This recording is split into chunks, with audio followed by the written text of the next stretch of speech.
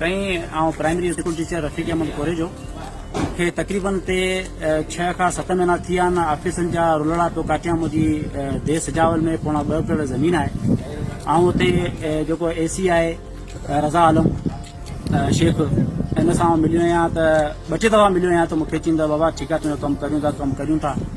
अॼु आउं जॾहिं हुन सां मिलियोसि तॾहिं मुंहिंजी वॾी बेइज़ती कई ऐं मूंखां पैसनि जी आछ कई। मूंखे चयो तव्हां ₹1 लख मूंखे ॾियो, उन खां पोइ तव्हां इहा ज़मीन जी आउं दाख़िला रखंदुसि। उन ते मूं हुनखे चयो मुंहिंजे सर आउं ग़रीब मिस्किन माण्हू आहियां, आउं नथो ॾेई सघां। त मूंखे चई जेके तव्हां नथा ॾेई सघो त पोइ तव्हां मुंहिंजी ऑफिस में छो आया आहियो।